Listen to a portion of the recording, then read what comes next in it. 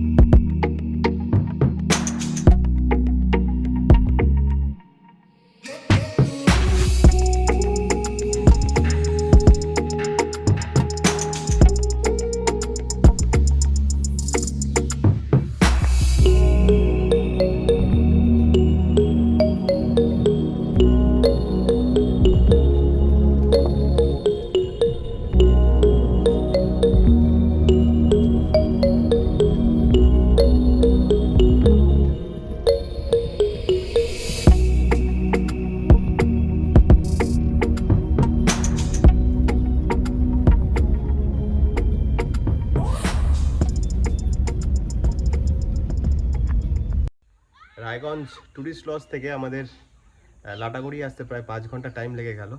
তো এখন আমরা লাটাগুড়িতে গজগামিনী রিসোর্টে এসে গেছি। তো পুরো রিসোর্টটা আমি আপনাদের দেখাচ্ছি। এই হচ্ছে এন্টার রিসোর্টের এরিয়া। এই ওদিক থেকে এন্ট্রান্স আছে, আর এখানে আছে বাচ্চাদের পার্ক, আর ওই সাইডে পার্কিং রয়েছে। আমি পার্কিংটা পরে আপনাদের দেখিয়ে দেবো। আর ইন্ডিভিজুয়াল কটেজগুলো হচ্ছে প্রতিটা এখানে। আমরা যে কটেজগুলোতে রয়েছি সেটা পাশাপাশি দুটো রুম, আমাদের দুটো রুম নিতে হয়েছে। আর এইদিকে আরও কিছু কটেজ রয়েছে। তো পুরো এরিয়াটা কিন্তু অনেকটাই বড়। এখান থেকে যদি আপনারা দেখেন, বিরাট এরিয়া নিয়ে। আর ঠিক এক্স্যাক্টলি এটা একদম ফরেস্টের মধ্যে, যে এই রিসর্টটা একদম ফরেস্টের গা ঘেঁষে হয়েছে। আর চলুন আপনাদের রুম রিভিউটা আপনাদের দিয়ে দিচ্ছি। এটা হচ্ছে আমাদের রুম। এই রুমের এন্ট্রান্স, আর অনেক বড় স্পেসিয়াস রুম, বিগ সাইজ একটা বেড আছে, এসি আছে, কাভার্ড রয়েছে, টিভি রয়েছে। আর এখানে কিন্তু একটা বড় সোফা দেওয়া হয়েছে, আর মিরর তো থাকেই, সব ভেরি কমন। আর একটা সেন্টার টেবিল দেওয়া রয়েছে খাওয়া দাওয়ার জন্য। এখানে কিন্তু দুটো চেয়ার আছে।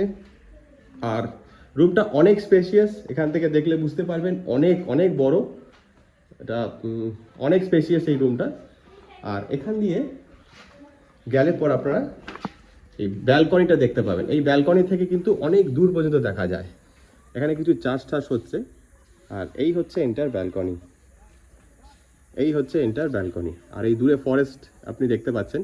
তো রাতে শুনলাম এখান থেকে হাতি ঠাতি এসে ঢুকে যায় দিক দিয়ে। তো জানি না সেটা কি হবে।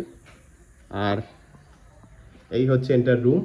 আর চলুন ওয়াশরুমটা দেখে নিই। ওয়াশরুম নমিনাল যেরকম হয়, কিন্তু ভীষণ neat and clean. Regular washing করা হয়, খুবই ভালো, নিট অ্যান্ড ক্লিন। এখানে একটা ওয়াশ বেসিন রয়েছে, আর কোমোড।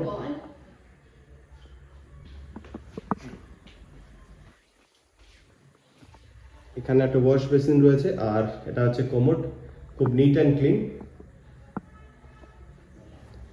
আর এদিকে তো রুমটা আপনাদেরই দেখালাম।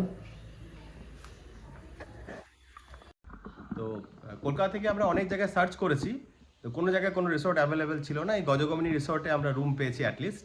তা রিসোর্টের পুরো ব্যাপারটা বুকিং থেকে যাবতীয় সব কিছু কলকাতা থেকে করা হয়েছে। আমরা অ্যাডভান্স কিছু বুকিং করে এসেছিলাম, বুকিং অ্যামাউন্ট দিয়ে এসেছিলাম, কিন্তু এই জায়গাটা পারফেক্ট একদম। আচ্ছা, তুমি এখানে কিভাবে বুক করেছিলে?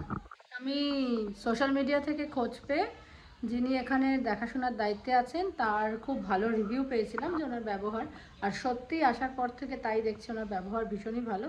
কিন্তু এখন যেটা ভয় লাগছে যে একদম গরুমারা ফরেস্টের গায়ে লাগো আর হাতি এদিক দিয়েই নাকি বেরোয় যখনই বেরোয়, তো ওটাই একটা, গাড়িগুলো রাখা থাকবে। তো হ্যাঁ, এটা একটা ম্যাটার অফ কনসার্ন। তো জঙ্গলে হাতি তো যখন তখন বেরিয়ে আসে, শুনলাম রিসোর্টের ভেতরেও আসে। ইনফ্যাক্ট আমি আপনাদের দেখাবো, এখানে হাতির পায়ের ছাপও আছে জাস্ট এই গার্ডেনের ভেতর। তো যিনি ওনার তিনি আমাদের দেখালেন যে এখানে যে কোনো টাইমে কিন্তু হাতি চলে আসতে পারে। তো একটা ম্যাটার অফ কনসার্ন তো থাকেই। কিরে, পার্কে গিয়েছিলি? গিয়েছিলাম, দোলনা চললাম, কিন্তু গা ছমছম করে উঠছে যে যখন তখন বাঘ যদি চলে আসে, এটাই আমার ভয়, আর কিচ্ছু না। না না, এমনি ভালো ঘুরছি। ভালো করছিস? আচ্ছা, ঠিক আছে। আর রিসোর্টটা কেমন লাগলো? রিসোর্টটা কেমন লাগলো বল? রিসোর্টটা আমার খুব ভালোই লেগেছে, খুব ভালো। এত নিরিবিলি, তার মধ্যে খুব সৌন্দর্য, আমাকে সত্যিই ভালো, মন প্রাণ থেকে ভালো। ঠিক আছে। রিসোর্টের ভেতর থেকেই দেখুন চা বাগানের পুরো অ্যাক্সেস। এখানে এই হচ্ছে চা বাগানের অ্যাক্সেস।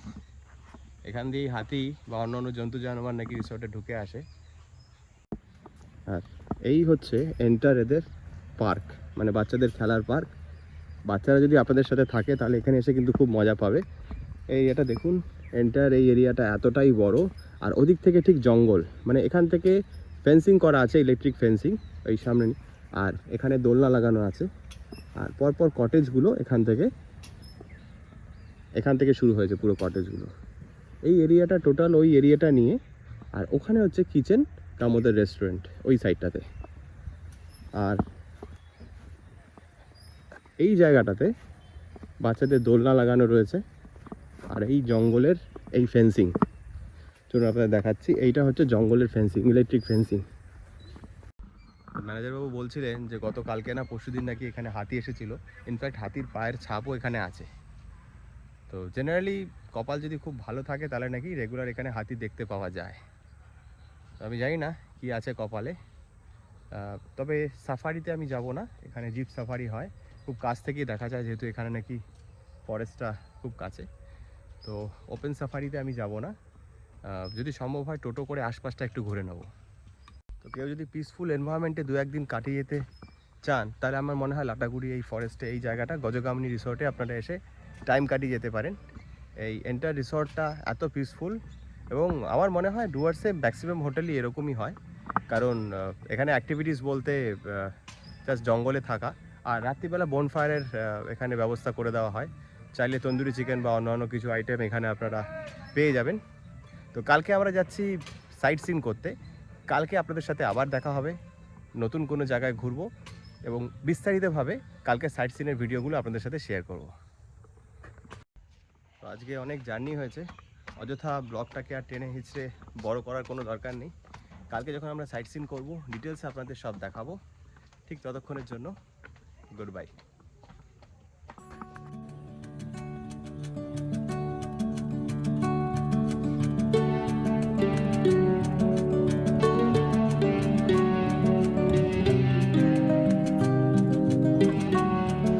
আমার ভিডিওগুলো যদি আপনাদের ভালো লেগে থাকে তাহলে please like, share and subscribe my channel home sick mom. আমি অভিজিৎ, আমি আবারও আসবো নতুন কোনো ভিডিও নিয়ে, নতুন কোনো জায়গা, আর ঘুরবো আপনাদের সাথে।